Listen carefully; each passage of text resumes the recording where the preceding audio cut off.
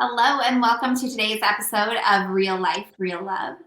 I'm your host, Sarah Michelle, and I am a sex, love, and intimacy coach for women, men, and couples. I'm here with Hayley, who's my co host. You want to take a moment and introduce yourself before we introduce our topic for today? Yeah, so my name's Hayley. I live in Australia. I was born in New Zealand, so I have a bit of a hybrid accent and I sound very different to Sarah. I am a stylist, but I come from a very different place than a lot of other stylists that you've probably been exposed to. So I work with women predominantly, and it's on an energetic and a spiritual symbolic scale. So I'll help you understand the traumas behind why you may or may not wear a certain style of clothes or a certain neckline or a certain color. And that's something that also means that there is healing done and there you're able to move forward with so much more freedom. So your clothes are actually a tool, and that's what I help women understand and use to their benefit. And enjoy life, enjoy your body, enjoy clothes, and enjoy being able to just get dressed. The wardrobe and what you wear in your body is no longer like the enemy. You get up in the morning like, oh, I've got to get dressed to go somewhere. It actually becomes something that's actually enjoyable. It's like, who do I want to be today? And all of my clients and people who subscribe to my social media channels always comment on how even just the smallest comments that I make alter the way that they wear, color, or choose. I've had people upgrade wardrobes before even having a session with me, just purely based on the way I approach it as a whole concept.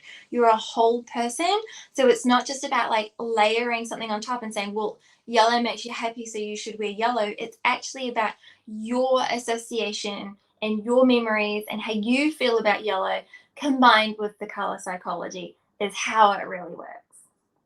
All right, well, thank you. So today we're going to be talking about how we kind of bring in these fears from previous relationships, patterns that have happened, um, and what we can do about it. We're not trying to get to a place where we don't bring these patterns in or like they don't come up. What we want is when they come to our attention, we know how to take care of them and move through them. Because we've talked in past episodes about how there's a lot of healing done in relationships themselves. So if you're seeing, like today, we're going to talk about how what to do if you have a fear that every man's going to cheat on you because so many men in past relationships have. It's not about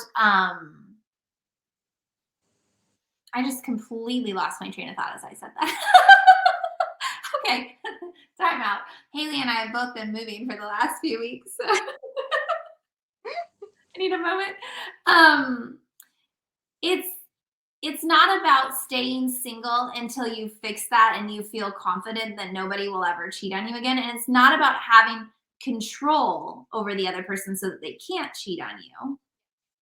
It's about when that pattern and that fear comes up, recognizing it, owning it, and knowing how to move through it. So that's what Hayley and I are going to talk about today is how you can handle situations like that.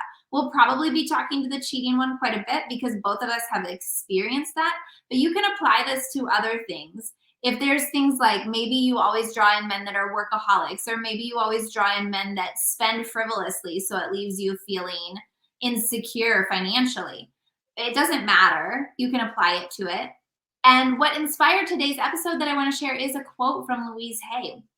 So it says, fear may be a cover for hidden anger and a resistance to forgive. So that's what inspired our episode today. We'll get chatting about it, and then we'll come back to that quote again a little bit later because I really want to take a moment and pull that apart after we've spoken a little bit. So do you want to start sharing maybe a little bit about how, like, what have you done in the past as these patterns have come up? How do you move through them? I'm a very analytical person, as has probably been revealed. I like to read books, do courses, sit in contemplation, watch people, hear how they talk. I've learned a lot about your physiology and the psychology and the emotional bodies behind when we communicate. Then part of it is because it was a trauma response. I didn't want to end up in the same position that I was in the past. But I also have an internal drive where I'm like, not all men. I actually believe that. We are all individuals. And if you can come to a place where you don't have to, like Sarah has said, you don't have to be whole 100% healed. It doesn't exist. If trauma and problems came in a relationship or happened or experienced in a relationship in conjunction with another person, it's likely that is the place where it's going to be healed as well. Not specifically with that person, but it can be in conjunction with another person, like in relationships, like in sexual relations, in conversations, or how to be valued. So if we like taking value, if we value ourselves, there is outside influence. We don't just go around and just be like, well, I'm a value to people. Like that's in conjunction with other people. We're talking healthy, interconnected relationships. And when you come from understanding codependency and dependency and every other part where you lean on people or don't lean on people, or you're hyper independent, or you've been through stages of codependency, whether it's from alcoholism, whether it's from abuse, whether it's from anything, the core piece of it is it functions the same. You prepare and you function your life around the situation, whether it's yours or somebody else's. And when you look at things like value and you're wanting to move forward and do something different, that's in conjunction with you providing value or being of value, is in conjunction in relationship with other people. And it's very tricky when we're talking about intimate relationships and sexual relationships and being cheated on. And I know from personal experience, I've sat and analyzed a lot and just gone, what did I miss? Was it red flags or were they orange flags? Like, you know how you'll typically look at um, dating and relationship advice and they'll talk about red flags, they'll talk about when he says this, do this, or if you wanted to, he would, like those silly things that you can't just label all toddlers as the same or all men as the same. There are some similarities, but we're actually individual people. And if you want to be treated as an individual, then you have to expect to treat other people the same and feeling of value and including yourself in these situations. And I analyze, what did I do? What didn't I do? What did I ignore at what point? Or one of the relationships I did have, it wasn't about me finding red flags at all. It wasn't something that I missed. His behavior completely changed 14 months into the relationship. And there was no way I could have predetermined that. He changed as a person because circumstances had changed. And that's not something that I could have prepared for. No amount of dating and relationship books would have fixed that. No amount of analytical spending time looking at data, looking over ages, looking over jobs, like that type of you. And this is where it's like you can't do this individually all the time. And if you're struggling to get square with yourself to start dating again, or get square with yourself in terms of like what happened and what you want in the future and how to safeguard and how to only look for green flags, you have to trust a little bit. You have to trust that what if that wasn't your fault? What if the situation that happened, or situations, or the experiences, it is what it is. But what can you do moving forward? How can you compassionately look into the eyes of somebody else and not put your past onto that person? Because you do help it repeat if that's what you do. But if you sit in front of somebody and listen to them deeply and spend time with yourself on what you would like in the future, and in that moment, and how we talk about so often in our conversations, a relationship is the space between you and what you do and how you look after that. So you can look at this person with so much compassion and so much understanding and make choices that are based on what values work for you. It doesn't have to be what somebody who was also 36 with two children and a mechanic, or whatever job, they're not going to be the same person, even if they had the same childhood, even if they say the same words.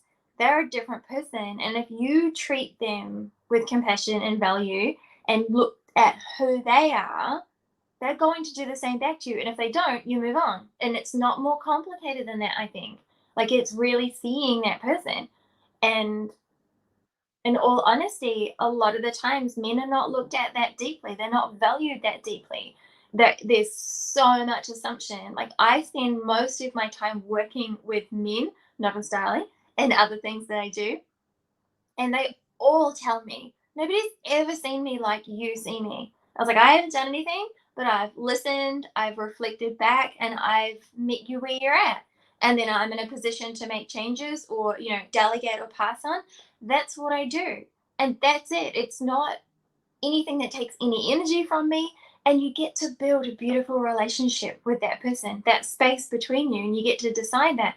And that man will do pretty much anything you want. You're like, hey, I need to move my treadmill 5 flights of stairs. Okay. He doesn't want any payment for it. And it just needs somebody to like talk to. They'll say, okay, they'll put aside time because you've seen them as a person. And it's not for your gain. Oh, I have to see this inside this person for a relationship, or I have to process of elimination, figure out if he's worth it or not. We can't be doing this to each other. We're not in that kind of time anymore. We need to value each other and really look at who we are and not bring the past and assume, oh, well, he's a man with a beard, so he's going to be the same. Ow. Yeah, so for me, when I was moving through the pattern of being cheated on, I wasn't so much looking for what I did wrong or what I missed. I was looking at what did I do? Like, how did I get myself out of that situation? What did I do right? I guess might be the thing I was asking. Because what I was trying to do was build up my own trust in myself and my own confidence that no matter what situation I face in the future, I actually am strong enough. Because, yeah, it happened, but I didn't have control over his behavior. I did have control over how I responded. And I chose to leave. When I found out what was going on, I chose to leave, you know?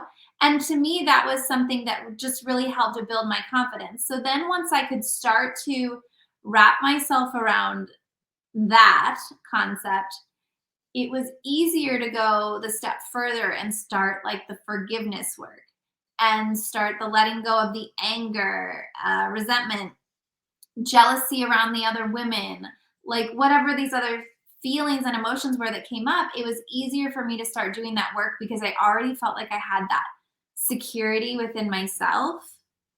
It also allowed me to move on to future relationships and like trust myself. No, I'm not going to be able to control this next person and guarantee that they'll never cheat on me. But what I can guarantee is that I love myself enough and I value myself enough that if this person crosses that boundary, I will leave. I won't give a second chance. And I'm very open about that when I start a new relationship. Look, I've been cheated on in the past.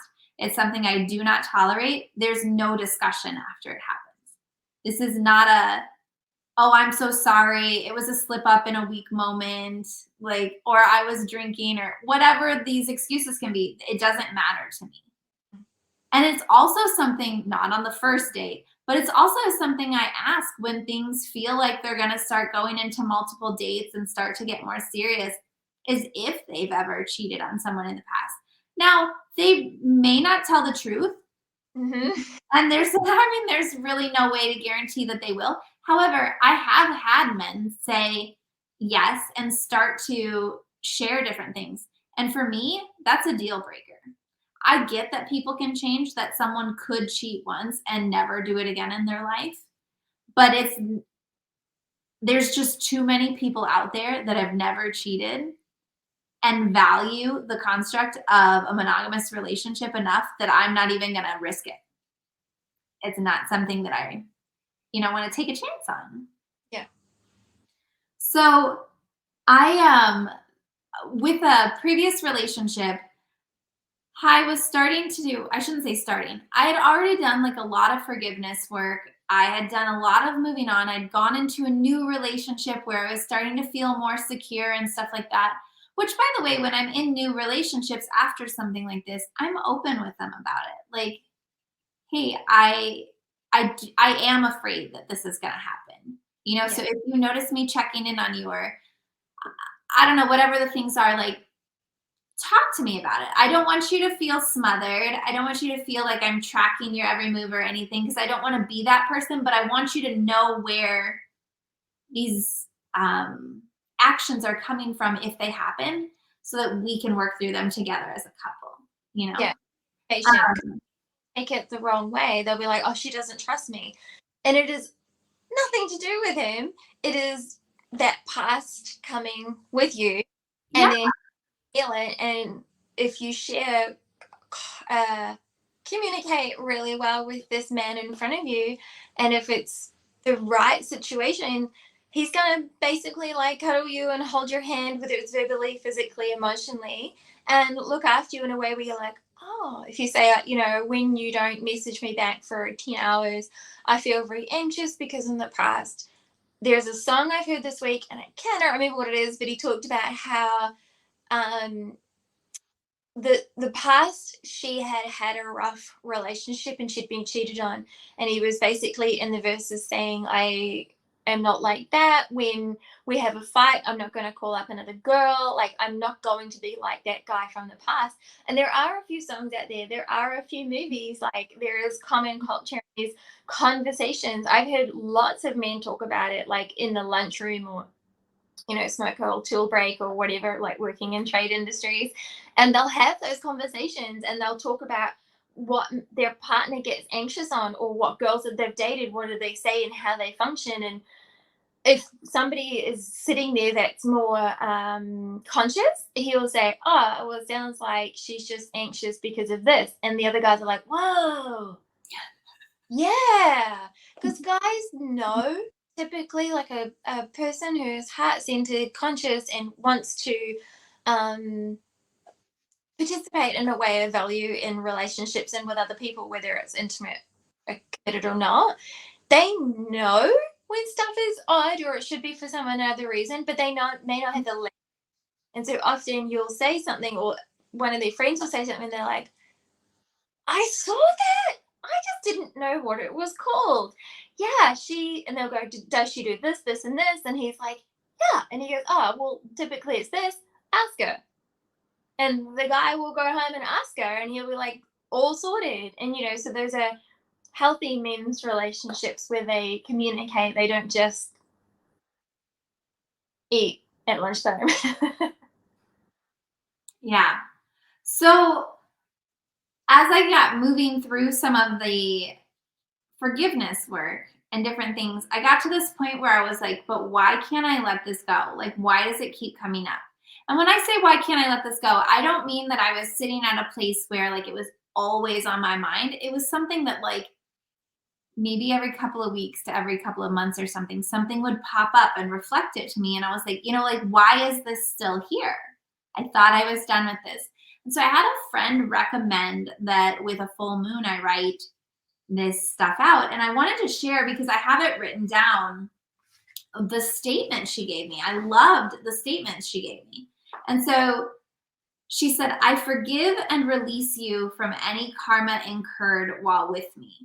And like, to me, that was a big deal because I believe in soulmates and work with a lot of that stuff. And so this person was someone I knew had shown up in other past lives. And I was like, what is going on here? I need to I'm done with him in this lifetime. So how can I let this all go? And that's when she recommended letting go of any karma, because he might be showing up because he has a debt to pay to you, or he might be showing up because you guys agreed that certain lessons would be learned during this lifetime and stuff. And I basically just wanted to say, listen, I don't know what else is out there, but I'm done. We need to drop anything and everything. I'm out of this contract, Mm-hmm. You could probably speak more to contracts. I know you've done a lot of Carolyn Miss. Mace. What was it? Carolyn Mace. She talks a lot about, is it called the soulmate contracts and soul contracts? And I've read a few different books and done a lot of her programs, including I think it's the Science of Anatomy or something or other. I can't remember it was a long time ago, but her lessons stick with me to this day. And I think it's so important, like in that statement, that when you say you acknowledge anything that you're not aware of, and it can just take care of, you don't have to learn every lesson, consciously. You can say, I'm good. We've all experienced those times where we're like, do you know what? I really don't care how far this goes. I don't care how the house got this messy. I really don't care all of the circumstances. All that matters is I make a decision and I take action from this point. You don't have to know everything, which is something that I've learned as an analytical person, that I don't have to know everything in order to move forward, in order to heal, in order to meet new people. I don't have to know his favorite color in order to find him attractive and want to be in a relationship with him or keep seeing him. I don't have to. We're taught that you need to find out his favorite color, his favorite food, and et cetera, et cetera. And my analytical brain is like, check, check, check, we can do that. And I'm like spending my time, especially because I like color. But it doesn't really matter at all. Like, what matters, you don't have to know everything. It can actually be okay to I acknowledge. just moved in with my boyfriend and I don't know his favorite color or his favorite food or his favorite movie. And you can function a lot of traditional teachings and lessons and information around this, like in the dating and relationship space, which is how we find our conversations so different. It tells you, well, you need to, these are the top 10 things to do in a new relationship. It's not going to say color or food, but it's going to say you need to get to know a person and know these things about them in order for them to be your best friend or to be a person that you're going to date, or it shows that you're not paying attention, etc. But what if you're not like everybody else? What if he's not like everybody else? What if you pay attention to different stuff?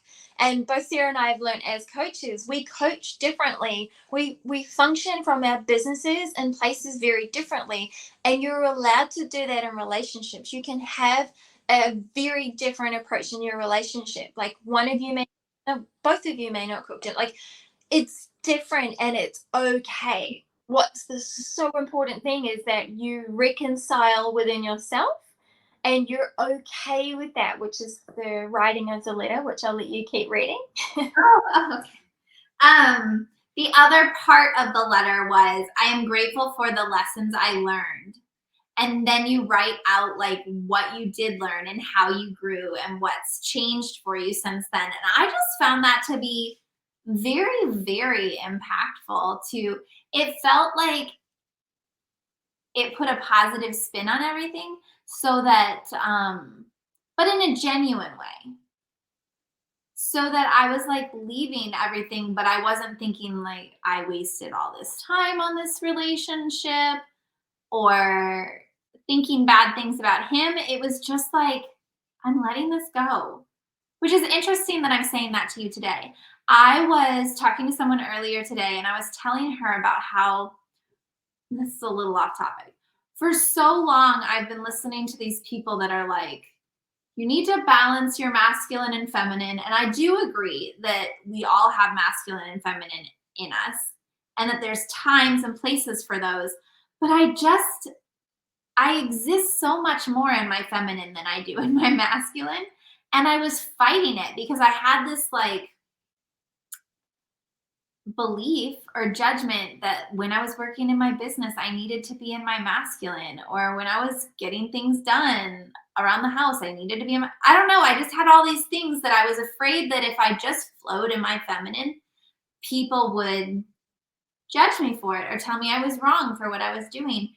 And a few months ago when I was working with my coach, she's like, just drop it. Just drop it and be in your feminine as much as you want. Your body will naturally go into its masculine when it needs it. Let it go. And I have been amazed over the last few months how things just flow.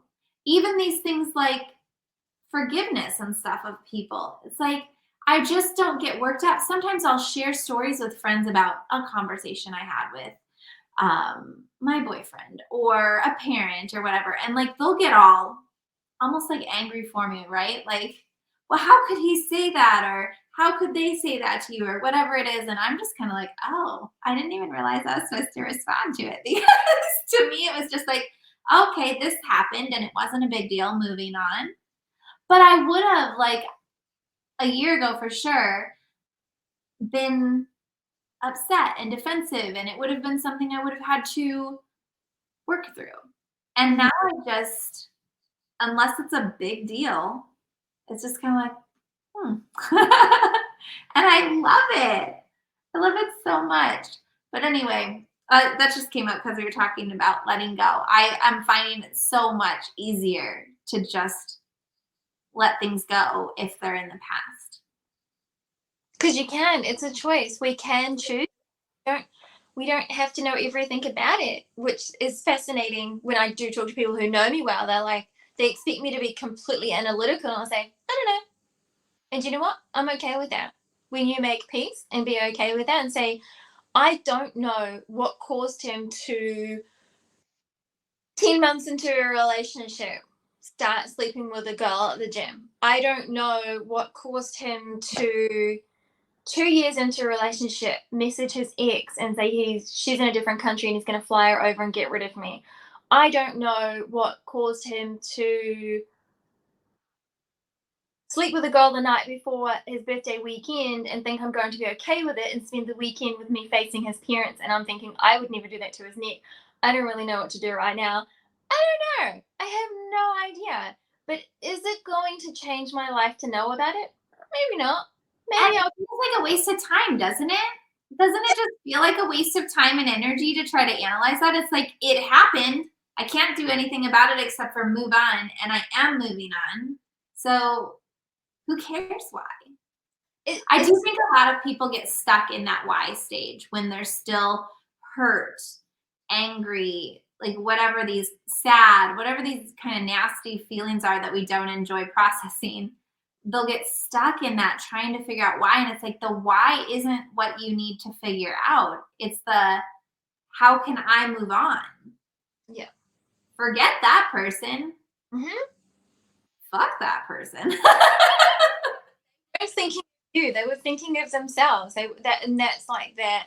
How you have a non-negotiable with somebody who has cheated in the past or has whatever dramas around it. That's because they're not in integrity with themselves, and they make choices in the moment, separate to like. So there is conversations around how some men are taught and they're exposed to, and it's a cultural thing or whatever, and they go out and function and they get into a relationship with a person who's good to be in a lifestyle with, but they may not be a person they're sexually attracted to, and they're like two different things. And that's often the man who shacks up with somebody at work because they're sexually attractive and they're not sleeping with their wife, or what have you, because one is a lifestyle choice and one is a sexual preference.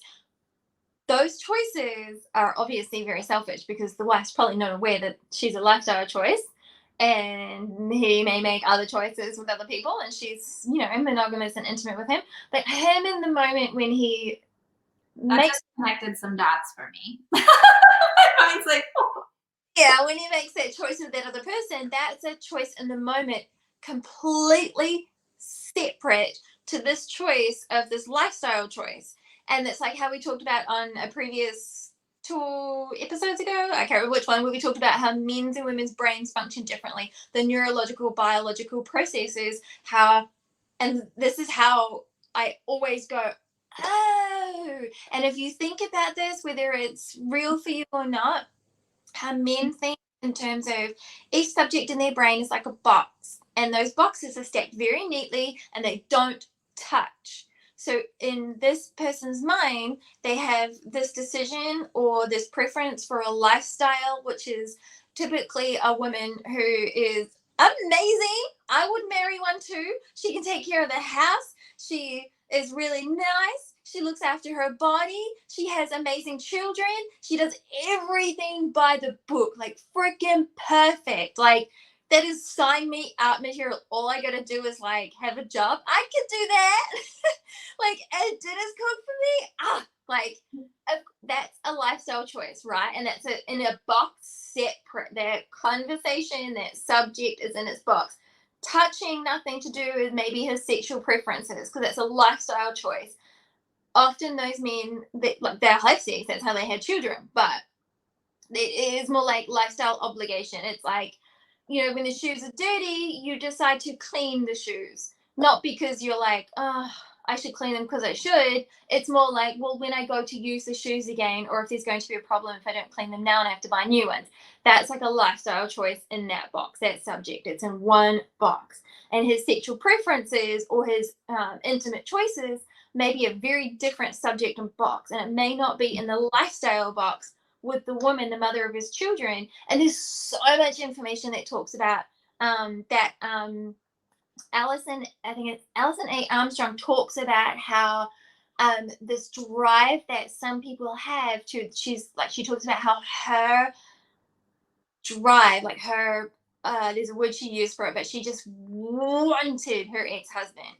And so once they had a baby together, it was like it was over. She's like, it's almost like my body just wanted to have a baby with this person, but it wasn't anything else. And it's so fascinating. I don't have conclusions on that, but it's interesting when you think about how, what if, and this is part of a lot of relationships breaking apart, what if that was, you were meant to have children with that person biologically for whatever reason, and we have no language because we haven't studied it, learned anything about it, that a lifestyle is very different, and the way you do your life can be very different to how you have sex. It can be very different to your kinks. It can be very different to the type of sexually attracted to, may be very different to the person your body wants to have babies with or have a lifestyle with.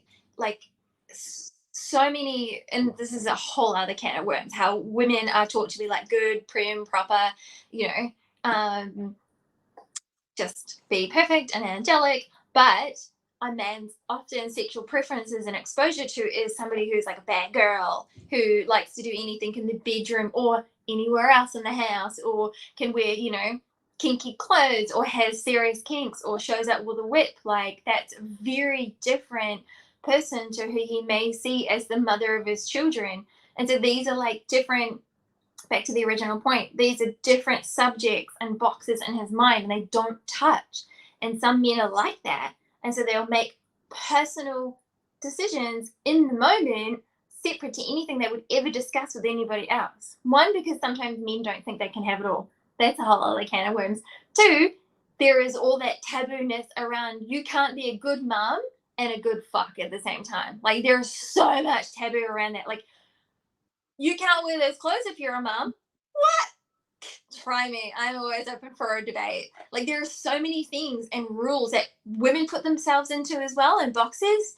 And there are so many boxes men's minds naturally put them into. And those subjects don't touch. Like, literally, when he goes to his sexual preferences, it may be a completely different subject, box, or choice than his lifestyle and his wife. And that makes problems if there was not clear communication, or if he has made choices, sometimes unconsciously, completely separate to his life partner.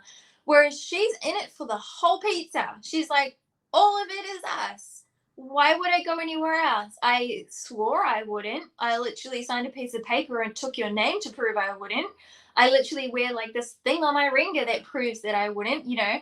There are things where she's like, I do all of the mental, emotional, symbolic ways of committing to this agreement.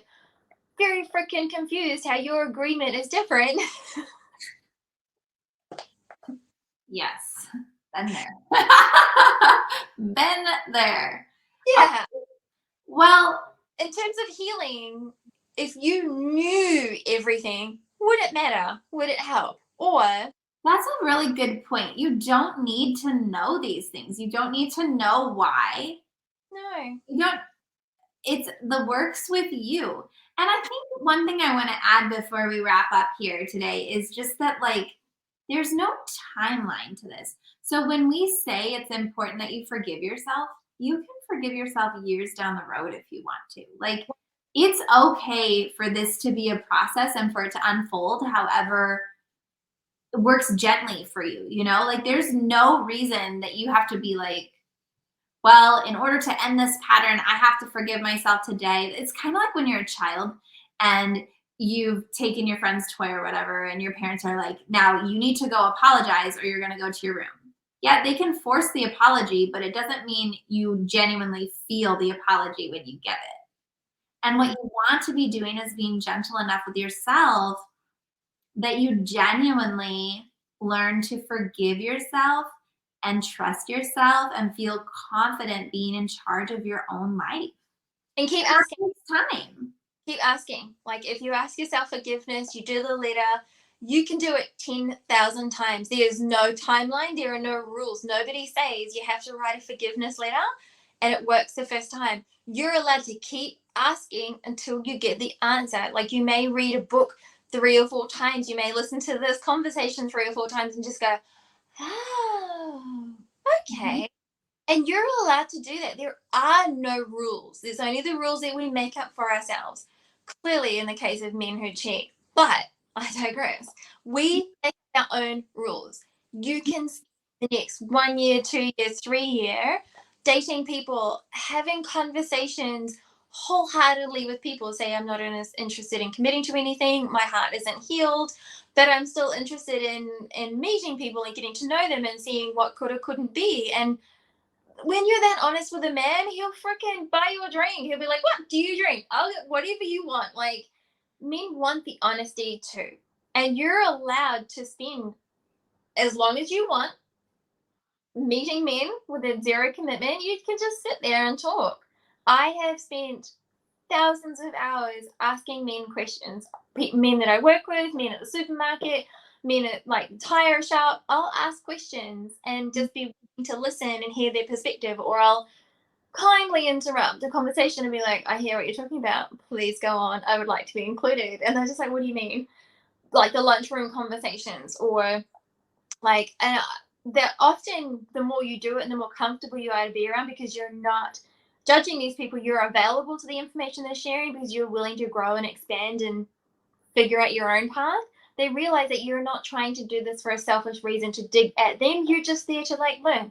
And men will share, or women will share, and groups will share. Like, people, when I'm in a different place of business, the way I say hello and meet people, they think I either work there or that I want a conversation. The other day it happened. I was standing, filling out a form.